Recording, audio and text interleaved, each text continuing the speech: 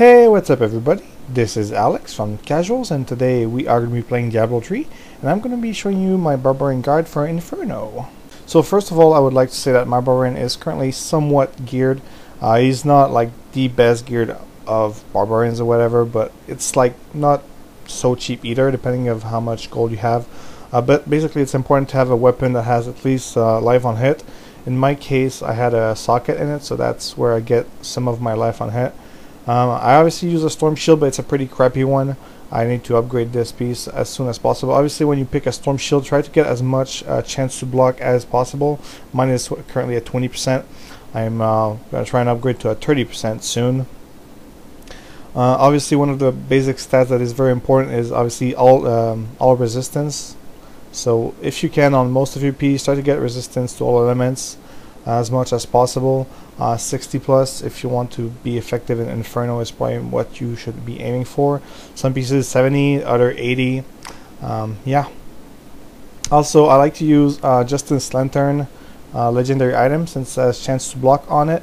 I like to use a String of Ears for the melee damage, reduced damage from melee attacks. Mine is on 19% to a maximum of 20, so it's not that bad. Elm of Command, yet again, for the chance to block on it, which also has some pretty good stats. Resist all elements if you can afford it. I like to use a Kimbo's Gold amulet for the life on hit, basically. And mine had pretty good strength roll as well on it, so that's cool. I'm also using an Eternal Union that has a reduced damage from melee attacks on it, plus other cool stats and attack speed and everything, so that's pretty cool. Also, once you get a weapon with life on hit, try to get a really fast attack speed one if possible. Mine has a attack speed increased by 16%, so it helps a bit. I don't recommend mighty weapons though, because if at some point in your build you become very tanky and you don't need, let's say, Tough as Nail or Nerve of Steel, you could always switch from Weapon Master, and mighty weapons will grant more fury. I would probably go for a sword or a dagger. Usually they have better attack speed, and they also, if you use Weapon Master, you will get extra damage. Now that I've covered most of my gear, I will move on to the abilities that I use. Personally, I like to use Frenzy as a basic attack. I use the one that each swings grants you more damage. Obviously, if you solo, you can go with Triumph, which is every kill you get, you will heal yourself over time by 8% for over 6 seconds. That's pretty cool, but obviously against a boss, that's not going to work. So if you switch before bosses, you're going to lose your Nephilim Veiler stacks, so be careful. Smite can be useful as well, since it's going to stun very often, but this won't work on bosses. Now, as for, I like to use Threatening Shout with Falter. Basically, it slows the attack speed of the enemies. That it's a shout, basically, and that's going to grant you Fury. Very useful to lower the damage that you receive, since you're going to take 20% less damage from the mobs that are affected. So I like that a lot. Revenge, obviously, with Provocation, which basically makes the skill proc a bit more. Instead of 15%, it's 30%. So that's pretty useful. Basically, you spam this to stay alive when you have several mobs attacking you at the same time. I use Rat of the Berserker with Insanity, basically for damage burst. This is useful against bosses and stuff like that. Also, while you are in this form, it only lasts 15 seconds, but you gain critical hit, attack speed, dodge chance, and movement speed. And with the Insanity rune, you get 100% more damage. So that's really cool.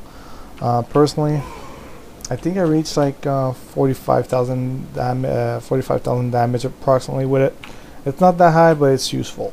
If you don't want to use Rat of the Berserker, you can always use, let me just find it, it's called Ground Stomp, and use it with, I usually use the one that pulls everything closer to you and increases the range for team play. When your friends have stuff chasing them, it's very useful.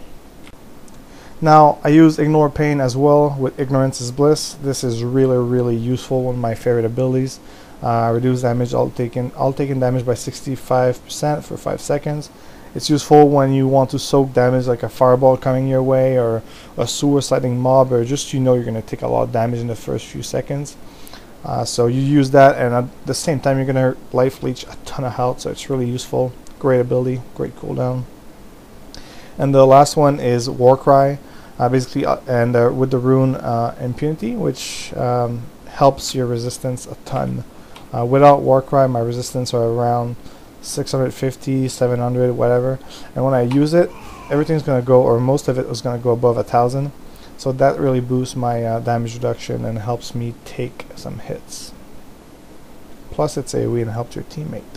Now as for the passive skills, I like to use Nerve of Steel. Basically increase your armor by 100% of your vitality, which is not that much since I don't have that much vitality. I have like 1,000. But every bit of armor will help you take some hits. I like to use Superstition. I think yeah, okay. And basically what it does is reduce all non-physical damage by 20%, which is extremely useful against champion packs and elite packs that have Desecrate or Plague or Molten or Mortar, you know, all the annoying stuff. Well, that's gonna help you take them hits a lot. Arcane, Enchanted and stuff, you know. And the last one is Tough as Nail, which is kind of similar to Nerve of Steel. I increase armor by 25% and a bit of torn damage, which is not, I don't really care about, but really the increase of armor is really useful. Alright, so I'm currently in Inferno still on the last part of Act 1. And basically I have my Storm Shield, I'm blocking lots of hit. Storm Shield blocks between 2,800 to 3,700 approximately. It can be a bit more, can be a bit less. And basically you want to hit Revenge whenever you can. It does a decent amount of damage and it really is going to help you survive. Also having, like I said, fast attack speed, a lot of life on hit. You can always go in your options and enable into gameplay the display health healing numbers, display healing numbers, to know approximately how much you heal for. And also in your options, in your details, you will see life on hit. I'm only at 733, which is fairly low. I need to upgrade my weapon, I need to upgrade my shield. This is not the optimal gear obviously for me. And when you need to, you pop your stuff, go crazy, lots of DPS, you know, so, and you don't die. And also there's actually a pack here I'm gonna try and kill. Obviously my DPS is not the best, but I don't die, and I can tank almost anything. There's some stuff obviously that with my current gear level will destroy me, kinda ish. I'm not talking NAC 1, obviously I'm talking NAC number 3 and 4. Certain bosses like Rakanot that have a lot of burst damage can be very hard to deal with. But oh, I got a yellow. But yeah, pretty much I can take a lot of stuff. Invulnerable minion and invulnerable or shielding rather is very annoying because when they are immune you cannot life on hit on them, so that's kind of one of the worst kind of packs that you can meet. Alright, so we're gonna go ahead and choose quest. Crystal Scar on Inferno, resume game. I'm gonna go pay a little visit to Diablo, you know, and just to show you what kind of hits a Barbarian with my approximate gear level can take. Obviously Blizzard might nerf Inferno at some point. They may change the attack speed, they might nerf plenty of stuff, so it's hard to predict. But right now with this current build, soloing Diablo on Inferno is quite doable, although you might have to manage your cooldowns a little bit. So make sure to have a Warcry buff on you and to keep refreshing your Threatening Shout on Diablo. And yeah, make sure to attack as often as possible. Try to keep, as a solo Barbarian, if your gear is not that great, try to keep all your cooldowns really when you need them and dodge these prisons if you can. Kind of failed here, but I'm fine. I don't know why sometimes I don't take damage from that. And once you need them, pop cooldowns like Ignore Pain, for example, to life leech more. Very useful. And yeah, you can always pop Rattle the Berserker to attack much faster, thus life leech a lot more. But yeah, playing defensively, it's going to be a long fight definitely, since my weapon is not that great and I don't have that much strength either. But yeah, playing defensively and try to stay near the wells as much as possible and dodge that fireball. It hurts a ton. So yeah, refreshing Warcry. Right now I'm just gonna bait him kind of near the other well, just in case. Like it's like a no shit button, you know, like you're in trouble, you use it. Come on, dude, what the hell are you doing? Woo! Yeah, that little fireball hurts a ton. So getting out there, and you can pop Ignore Pain whenever you need to life leech. Pretty simple. Get out of that as fast as you can, and don't go back in it like I did. But use the wells in case you need them. And pretty much it's just playing very safe. Don't get hit by the prisons if you can. Phase 2, it's pretty much the same thing.